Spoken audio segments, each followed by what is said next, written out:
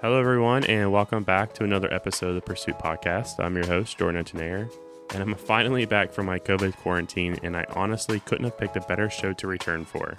We've officially hit our first huge milestone, our 50th episode.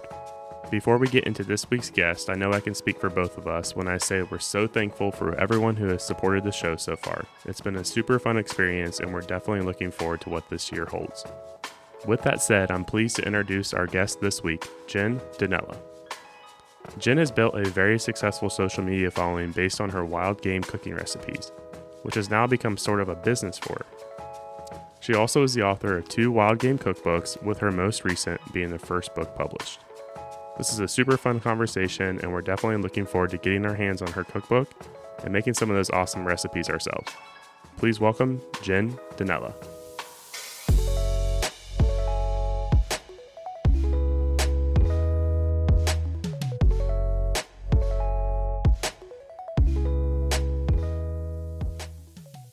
All right, everyone. We are here with Jenn Danella from. I know you're in Pennsylvania, but what side? Are you on western or eastern side?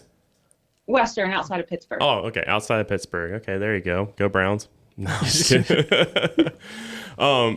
Thanks for joining us today. I really appreciate you taking the time this afternoon and talking to us and teaching us a little bit about how we can get better in the kitchen. I'm sure my wife will definitely appreciate this conversation for sure. So.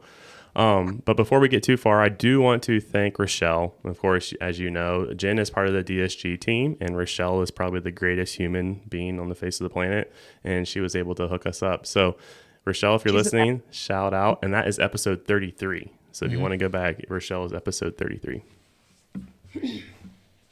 Well, Jenn, you didn't know this, and I didn't tell you before. I said it in the intro, but this is actually our 50th episode. Oh, yeah. You are episode number 50. So when this releases, you get that limelight spot. So congratulations on being the lucky guest for that. awesome. And then, like I joked about before, I'm glad we took a lunch break there before the call. Yeah, definitely. I told him before we started, I'm like, I'm gonna have to go eat because I can't sit here and talk about food for an hour. That's awesome. Hungry after. Yeah, for sure. Well, Jenn, if I'm not mistaken, I know, like I told you, I read into some of your bio, obviously, when we started having these conversations about getting you on. I know cooking and being outdoors is a family affair. So if you could, let's go ahead and talk about kind of your origin of where you got started in cooking and just being outdoors in general. So for cooking, my mom says that I was the hungry child. I'd get home from school and immediately she'd be like, or I'd be like, what's for dinner? It'd be like 3 o'clock. Like, I have no idea. And then that transpired into I was going to help her cook dinner. And then as I was getting older, then we made dinner together and we would buy cookbooks and try new things. So it's kind of funny because it's completely separate from the hunting aspect. My mom does not make wild game. She doesn't like it. She's never tried one of my dishes. Never. She should, wow. But she Come on, Mom. I know. Now that she'll hear that, she probably will need to, but she says it looks good. But on the other side of things, my dad, he's always been a hunter. And I mean, we grew up in the suburbs. So, I mean, we didn't live on a farm or anything like that, but he definitely liked deer hunting and pheasant hunting and rabbit hunting too. And we had a beagle, but not quite like my beagles today. Oh, yeah, for sure. But I would see him and my brother go out and I'm thinking like, wow, that's so cool. And I was like so shy. So I never really asked to go until probably when I was in high school. And that's when I started hunting. And I was like, wow, this is like, I really like this.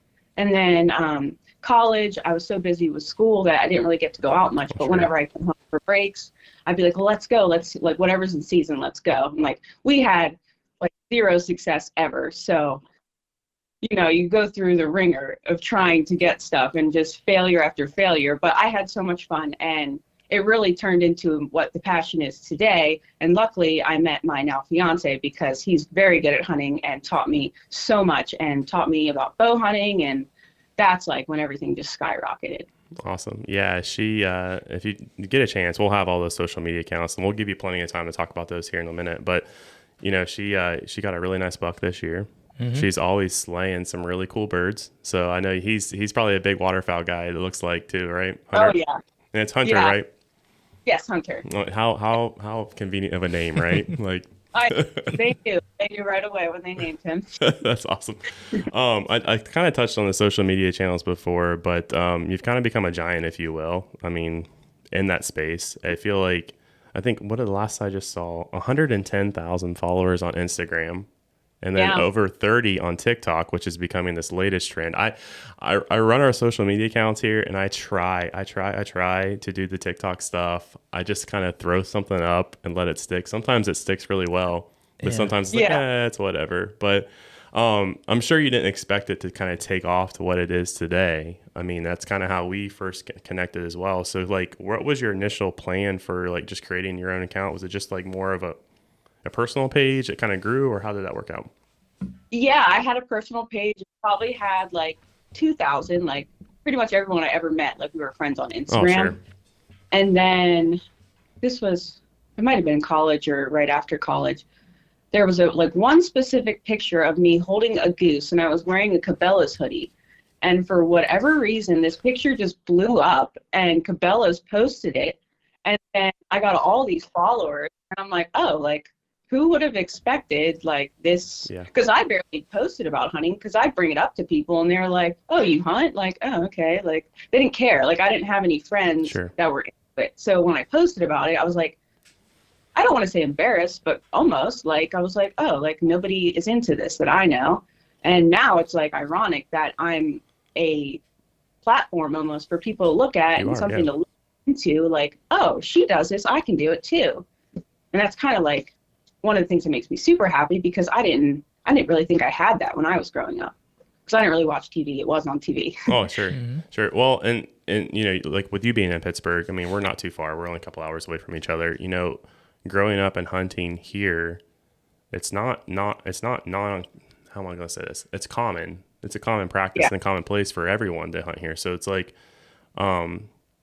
you know, and what I appreciate, so I have my daughter, and I've talked about her before on the show, but she's 6 years old, and she's into that stage right now where she's watching those YouTube moms do the video vlogs and all this stuff.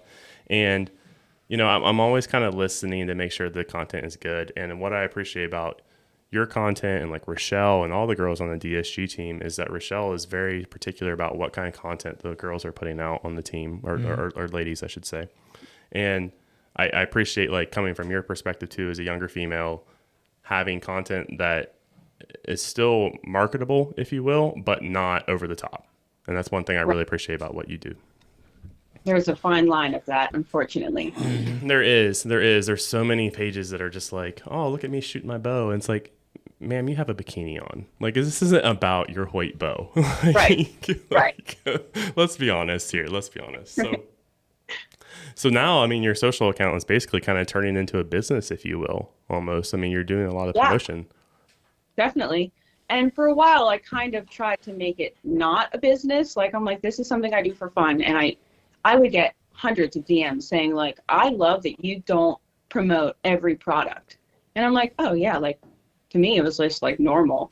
But it is a business now, but in the most organic way possible. Like, Sure. I'm not going to promote something like DSG. If tomorrow they took me off the team, I'd be like, well, I'm going to buy all your clothes still, because I live and breathe the brand. It is like, I'm happy wearing it.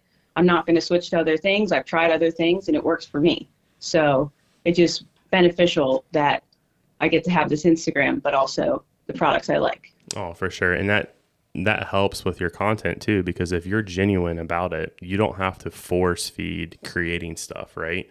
Like you mentioned your beagles earlier. I know you had a whole lot of like reels and pictures and stuff of the rabbit hunts that you guys went on with your beagles. Well, you're living and breathing that hunt, and you just happen to take pictures of it, and you kind of do both, you know, two birds with one stone, if you will. So yeah, exactly. So it makes your life a lot easier, because it's like, yeah, I can feed this page, but also at the same time, I'm having fun and I'm doing what I enjoy. I don't have to force it. Exactly. Sticking with DSG. So, you know, like I mentioned, Rochelle's pretty strict, if you will, on what type of women that she has supporting that brand. How did you guys connect? Like, kind of the backstory between you and Rochelle and DSG. So I went out on a limb, and I was like, I'm going to message Rochelle, because I knew she lived close, and ask her to hang out. I wasn't a part of DSG at that point. I was just like, you live so close to me, and you seem so cool, and like, you have so many friends in the industry. Like, can I just come hunting with you? Like, I don't want to shoot anything. I just want to come and experience hunting with your hound dogs, because she runs bear dogs. Yep. And like, we had the best time, like so much fun. And it was so nice to hang out with another girl and go hunting with her. And then she invited me to be on the team after that. And I was like, yeah, like, let me try some stuff. Like, it looks amazing. And I saw her and she let me like put stuff on, and it just perfect ever since. How do you like the bibs with the buttons on the inside? Because the adjustability for length and everything. Yeah, it's killer. Yeah, the adjustable length for me, because I'm so short, like my pants used to get soaked on the bottom, and now it's just like, it's so nice. Yeah, she was. So many things that they thought of. That was such a funny story though, because she was all, I can't remember, what was the lady's name that Jenn probably knows. Yeah, I can't. The lady that started the SG, do you know her name? I can't remember what her name. Wendy. Wendy. Yeah. Yes, I know that was right on the tip of my tongue. Yep. Yeah, she was. Remember, Rochelle was talking about how she really liked the adjustability. She's like, I got this great idea, and she's like, what sold me was the fact that Wendy was like, oh, you mean like this, and pulls out these pants that were already set up that way. Awesome. And you guys got to hang out not too long ago too, if I'm not mistaken, right? I saw you did like a little photo shoot down there in her neck of the woods. Yeah, or where she lives is beautiful, so it's is. like perfect pictures. So we had a little ESG photo shoot. Yep, and Jenn was up there looking like she was on top of Mount Everest or something. They had it framed up perfectly. Gorgeous. This is her backyard. Yeah, exactly. She's crazy. And I know you've been blessed to work with some other companies too. I'm gonna give you an opportunity to kind of shout those out. I'm a Trekker guy, but I'll go ahead and take your RecTech grill. It's okay. Oh. But I do love my RecTech grills. They've been great. I've worked for them for so long, and like, I've just been so happy. I love that grill. I did a lot of research on it because they're down in Georgia, so I couldn't really. Like, I'd have to special order it. So I was talking with them back and forth for a while. I'm so happy with it. Had no problems. Other companies I work with, Moultrie Mobile, I love them. I've already used the brand for years, so when they reach out to me, I was like, absolutely. And now we're working on some big projects. I'm doing some YouTube videos for them. So cool. That's something I've never done before up until now, but seems to be going pretty good. I also work with Heavy Shot. Yep. Another company, I've already used their shells. They work great with my guns. I'm super happy. Love working with them. Great, like, conversations to have, and they're always willing to send me anything I need. Like, if I'm not having problems, I'm usually not though. Yeah. But yeah, that's really great. I love hearing these brands that she's shouting out because we carry some of them. Not the RecTech, but Alan actually on our team, who we had last week. He's got a RecTech grill too, but Heavy Shot, of course, our connection there with the guys over at Vista and Federal, and of course Moultrie. So yeah, if you get some content, I'll be happy to share it for sure, especially when you get into that trail camera stuff. We'll be glad to share that stuff because those are all brands that we carry and love. So awesome. Yeah. All great brands. Oh, 100%. 100%. I mean, in this industry, there's so many great companies right now. It's ridiculous. Like, everything is. Yeah, it's hard to find a bad product where you look. There really is. It really is. Yeah. So getting into kind of changing gears here a little bit, let's get into obviously what makes you Jenn, the wild game stuff, and some of the recipes that you share. Obviously, venison is kind of fresh on our mind right now. All of us have been successful and are trying to use up what we have for this year, or maybe some of those pieces that we had left over from last year. Using up some of those pieces that we had from last year, what has been like your favorite go-to meal so far that you've started cooking this year, and with like that venison side? Go-to one has to be, it's a venison chili mac and cheese. I've made it so many times. It's just so good. Like, there's nothing else to say. Yeah, right. Venison chili mac. I mean, there's really nothing else to say. What you just made one, didn't you? Yeah. So I got on the blog and I looked at some of the recipes. And I made the it was like the grilled cheese, like the patty melt grilled cheese that you have on there. Yeah. Oh man, it was good. Was I substituted some stuff and changed it a little bit. Oh yeah. I used pepper jack cheese, and I kind of seasoned the meat like kind of like taco-esque seasoning. That sounds good. I didn't make the tomato soup, and that sounded amazing.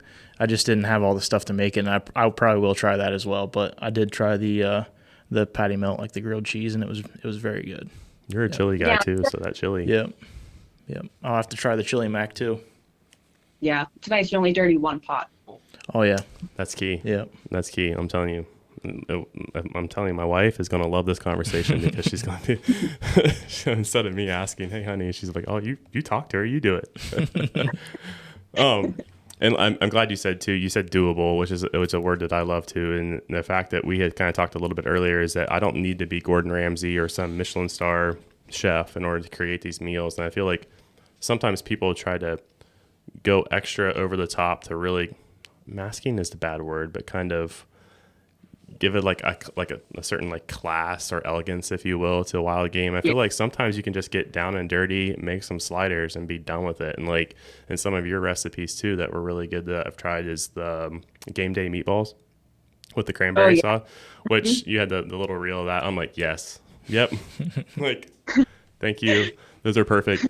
But with that said, like, a lot of what your meals are, I feel like, are stuff that's like just down home stuff, whether it's the fried pheasant with like the cornbread pancakes or, the meatballs or the chili mac. Like, I feel like a lot of your stuff is really just like what moms across America probably make anyway. Mm-hmm. Where do you kind of draw some of your inspiration from? Is this just trial and error, or is it something that you've had in the past from maybe just a beef source, or how has that worked?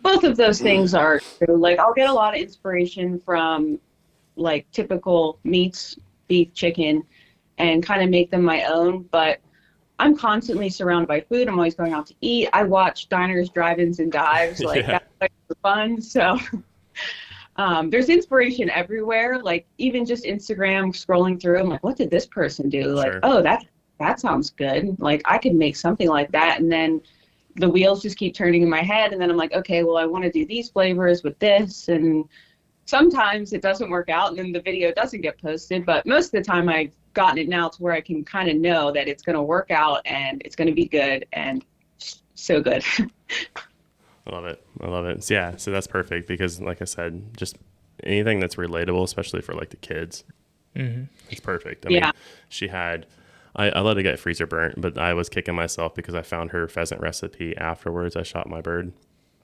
and it was like super simple. It was just like fried chicken, but just fried pheasant. I mean, it's really simple. So, and you know how much I'm a Chick-fil-A guy. She was soaking it in pickle juice and everything. I'm like, yes. Inspiration is everywhere. Yep. Oh, for sure. So that kind of leads us into your cookbook. Obviously you got the new cookbook. We're working on trying to get it here. Working with the buyers to see if we can still get it with your publisher. But let's dive into your cookbook. It's your second one, right? It's the second cookbook that you made? This is my second one. This is the first time I've gone with a publisher to create one. The last time I self-published my book. Okay. Yeah, let's dive in deeper to that. The whole process of, creating the cookbook, how I'm sure it was super labor intensive. I mean, you had to go through and vet every recipe. Just take me from Jenn's first thought, like, hey, let's make a second cookbook, to where we are today being published and on Amazon. Okay. So my publisher reached out to me. They're like, do you want to write a second book? Like, I see you have this first one. Let's take it to the next level. And I'm like, oh, like, do I want to do another cookbook? Like, I remember how much work the first one was. And I'm like, I think I'm ready. And I'm like, okay, like, when are we going to need to have this done by? And they're like, well, we'd like to have it before Christmas. And I'm like, Christmas of 2022? And they're like, yeah. And I'm like, oh, all right. I think I could do it. Like, I'll try. And they're like, they were awesome. I used Quarto Publishing. They gave me step-by-step instructions of, like, first, you're going to give me a list of ideas, things that you think are going to be good, and then we'll go from there. So I already had these ideas in my head written in my phone that I want to make. So I pretty much like edited the list and sent it over, and he's like, this is great. This is exactly what we're looking for. Something to like easier, but not necessarily too easy that it's not worth having a cookbook. And I'm like, yeah, no, this is good. So then I would take it chapter by chapter, write out the recipe. They requested that I write a little info paragraph in the beginning, which that was the hardest part. Oh, I'm sure. But sure. Got that done. And we toyed around with the chapters. Like, they really wanted breakfast. And I'm like, yeah, you know what? I never eat breakfast because I don't have time for it, but there is a lacking of breakfast recipes. So we're going to do one. appetizers, and then the other chapters kind of transformed themselves from the other recipes I chose. Then I wrote them first and then made them. And as I'm making them, I'm crossing out everything and changing it and taste testing and just trying to perfect them. And I'm so glad I did that because each of the recipes turned out like I'm so happy with how they turned out. So then I'd make it, I'd photograph it, and then have to send everything into them. And then they did pretty much, I gave them the text and the photos, and they did everything else. Oh, okay. And they did a fantastic job. Cool. That's awesome. Yeah, it was interesting to see how that process works because like you see it and you hear publishing and stuff, but I'd have no idea. Mm-hmm. You know what I mean? And it'd be, especially now you see a lot of people using like, I like to do like DIY wood products or woodcraft around the house or whatever. And so like when I got my chickens, you know, I made my chicken coop, it was like a downloadable PDF. And then, you know, $14.99 and instantly whenever. So it's like, that's a little bit different because at that point you're doing, you know, you're creating a Word document and sending it over. But to see it in fruition of how you had the recipes and you sent it all the way through the publishing process is pretty cool. How is it I'm sure it was very different, but how much more work did you have to do on the first one compared to the second one? Yeah, good question. Well, yeah, the first one, it was a lot of research because I had no idea, like, can I publish my own book? What program do I use to edit it? And all that stuff. And then once I got through that, kind of the same process with the recipes. And then formatting the book took me forever because it just, like, the recipe, when I was taking the photos, like, I'd take one horizontally and then the other one vertical. And I'm like, what was I doing? But I made it all work. How many recipes did you put the same amount of recipes in each book, or does the new one have more, or how did you go about doing that? Did they have a limit on how many you could put in? No, I know we wanted to hit 50 and we went well over that. I actually don't know the exact number, but you should buy it and find out. Oh yeah, yeah. Just kidding. You might have to. Oh, for sure, for sure.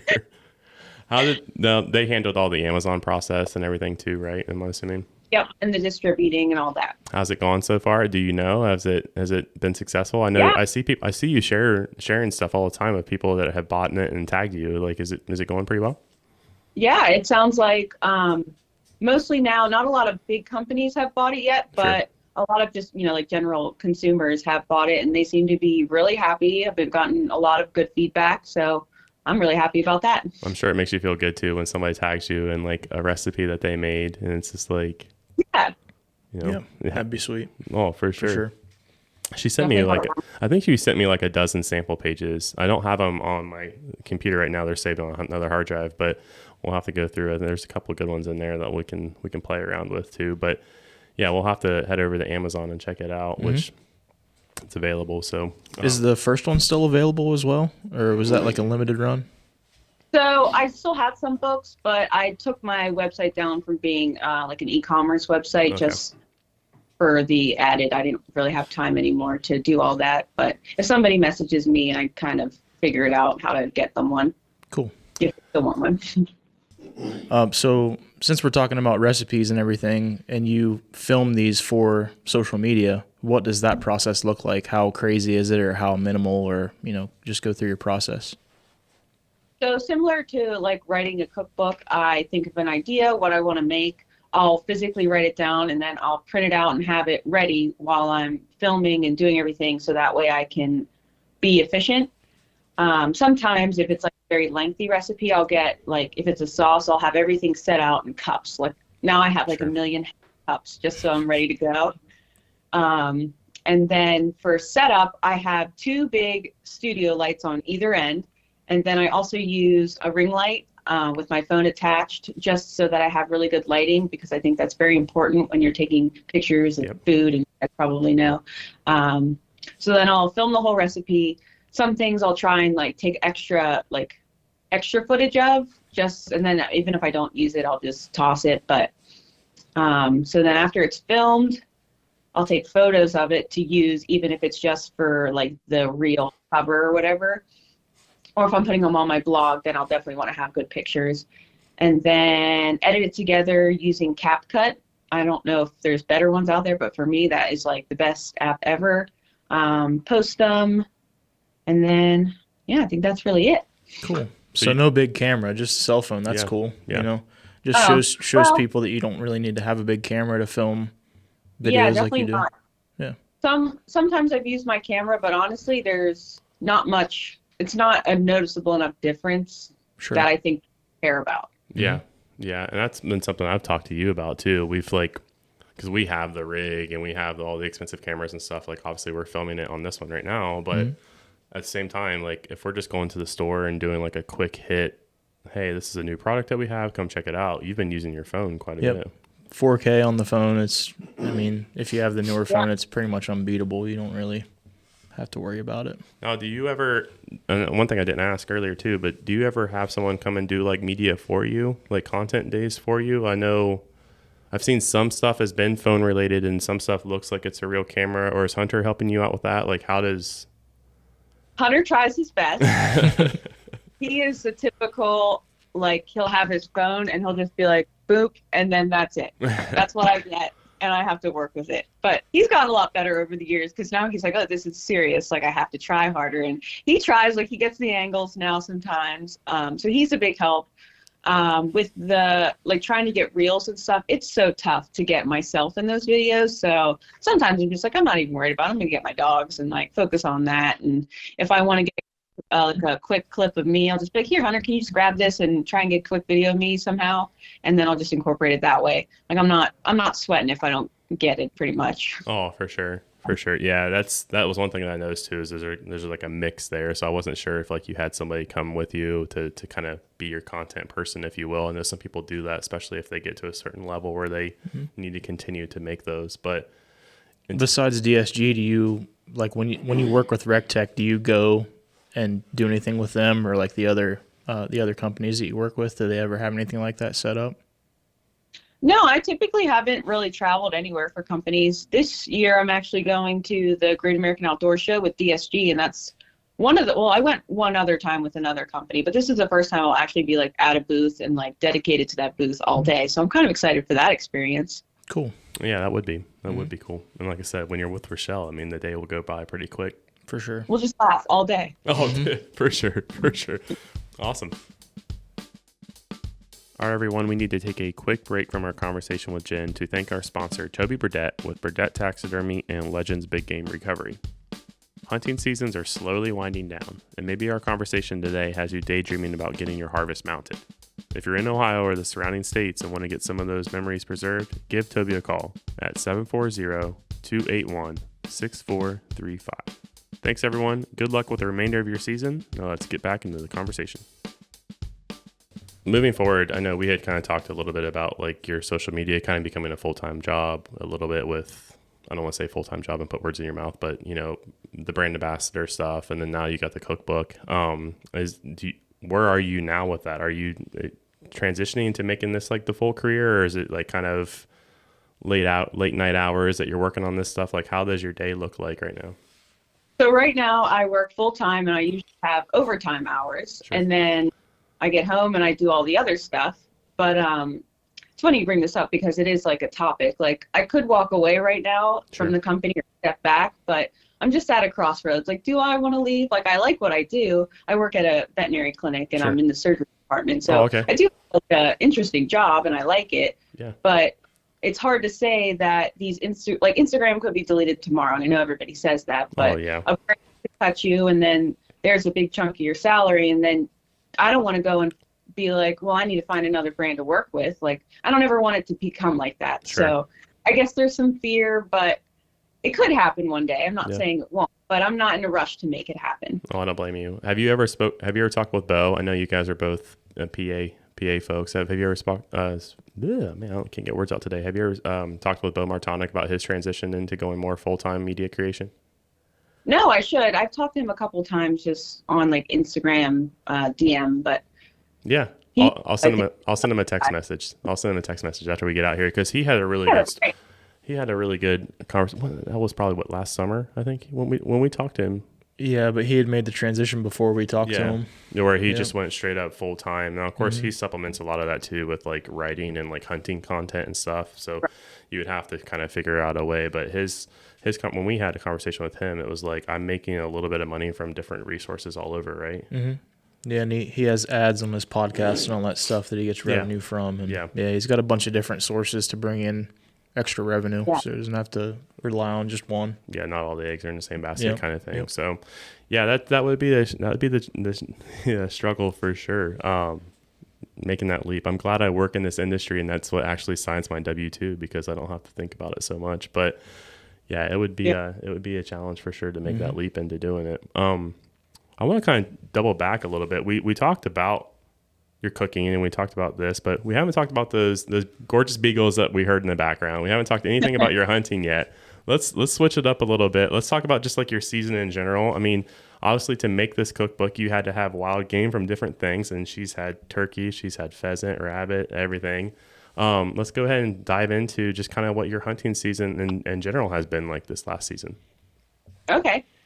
So this season, September, this season hasn't been so good. I know it might look that way on Instagram.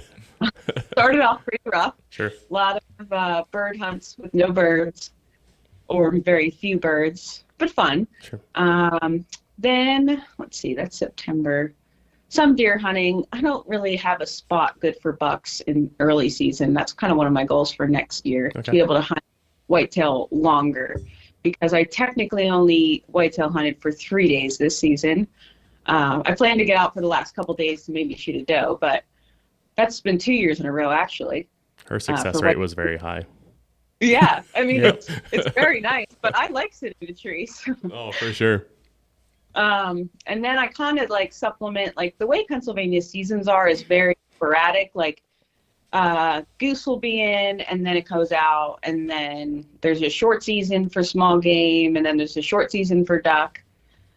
Deer season's pretty much the entire way through. Right now I've been doing a lot of trapping just for something to do, and it's been fun. So I'm kind of all over the place. It's just whatever I'm feeling that weekend, that's what we'll do. Awesome. Yeah, and I've seen some of your we talked about it a little bit too, but like some of your duck hunting photos and goose hunts and stuff. Like, are you guys doing like lease properties, or is it permission? Like, how's that looking? No, we hunt a lot of public land. Okay. This year we went to North Dakota for the first time, and that was a lot of fun. And oh, heck yeah. Did both. They have a weird word for like some are private, but anybody can go on them. Okay. And we ended up calling a lot of farmers. Like, it's not like that here. Like, if you want to hunt a field, if you weren't calling them a month ago, just guessing that the birds were in the field, you're not hunting. Yeah. Like, there's a lot of competition and not a lot of birds and not a lot of property. So it's tough, but it makes things fun, I guess. Oh, 100%. What's been your favorite hunt so far this year? I mean, obviously the buck was pretty cool, but... Yeah, the buck was pretty cool, but I'd have to say when I was in North Dakota, we were in a dry cornfield, and there had to be thousands of mallards, like, circling and decoying. I've never experienced that many ducks in my whole life, so that was like these people get to do this all the time? Like, this is amazing. I know. Well, I mean, here in Central Ohio, the duck hunting it's not Arkansas by any means. We're North Dakota. We actually have a couple guys on our pro staff team that run North Marsh on Instagram, Fisher and Matthew and Alex. And they recently went down and hunted with the 24/7 guys in Arkansas. Okay. And I'm like, that's a whole nother world than like Central Ohio Buckeye Lake, man. Like it's, we're going to go duck hunting with them. Next weekend, yeah. Mm-hmm. We were going to go last weekend, but I had COVID, so I wasn't able to go. But oh man, I know, bummer. They ended up just having to keep the water open. That was a very uneventful day, so it all worked out. But yeah, so I went duck hunting one time in 2018, and I shot one hen mallard, and that was it. Like, it was really scarce. It was really scarce. So I am ready for like a good, legitimate duck hunting trip. But it's always been like whitetails or small game or turkey for me. So it's like I'm ready for something that's flying in the air. That'd be fun. So I've never been, so I'm excited to go. Should be a good time. That'll be fun. Maybe that'll be your guys' new thing. Yeah. I don't know if my pockets are deep enough, but I'm gonna So much stuff. $1,000 waiters and all this stuff. No, it's yeah, we're gonna have fun regardless. Those guys are gonna hook it up. So. Before we move on to anything else, like when you deer hunt, do you guys usually do private or is that public land as well?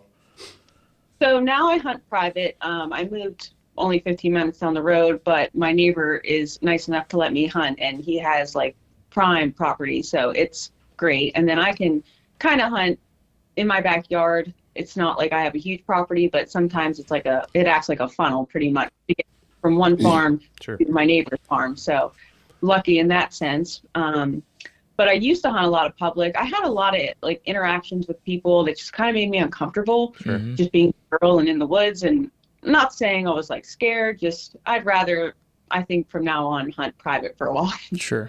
Oh yeah. I can see it. I mean, you don't know what you're going to get yourself into on the public side of things, and you're right too. I mean, you know, being a girl in early morning or late night, like. Things can get kind of sketchy. I mean, I'm not here to keep people away from public land because it's a great resource and we should try to use it. But I could see where like knowing that, hey, if I walk 300 yards, I know like I'm going to be the only person within, a 700 yard radius or whatever have you. Like it makes you feel a lot better too. It can be kind of weird as well. Like even if you had Hunter with you, some people can be like, hey, this is my spot. I've hunted here forever, even though it's public land. Exactly. People get weird about it. So it's good that you have access to private land as well, so you can kind of get away from that when you want to. Oh, 100%. Yeah. 100%. Yeah. So, go ahead. Oh, sorry. Keep going. Tree stands, or have you ever hunted out of a saddle before? We're saddle guys, so that's why I asked. Oh, really? There's the tether. There's the tether. You well, I mean, it's not for everybody. If you guys have a bunch of preset stands and everything, it's kind of hard to justify the saddle, but Jordan and I don't have any presets, so it's just a mobile option. We can just kind of jump around wherever we want. It's really nice. You guys ought to try it out if you haven't. Are you friends with Allie? Outdoor Allie? I can't think of her last name. It's like Outdoors Allie. There's a lot of Pennsylvania figures in the hunting industry. It's really cool. But she's into saddles as well. And she does the saddle thing as well. It's like Ben said, if you're just climbing up to hunt a piece of public or private land that you know you're going to be in there, it's a spot that's going to kill. She killed a buck in 3 days, so I'm not going to try to give her any advice. No. I'm just kidding. But it definitely makes it's another option for sure. It's a lot lighter than carrying in a tree stand too.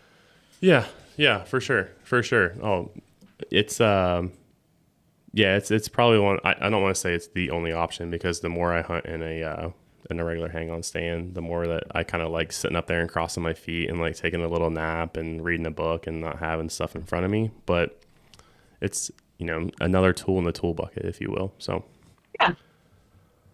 Now I teased you a little bit. I want to hit you with some rapid fire questions, because we all know Jenn, the Instagram, and we know what we see. But let's not. I'm gonna do a little bit of hunting, but a little bit of non-hunting stuff here too. Okay, so.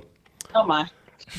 I'm not gonna try to play gotcha. It's fine. But like we mentioned, you hunt just about everything between pheasants and whitetail and with your dogs. What is your favorite? If you only could pick one species to hunt the rest of your life, this is my favorite question that we have for guests. What is the species that you're going after if you can only pick one? I'm sorry to my dog, but I would probably pick whitetail hunting just because I love eating venison. There she goes.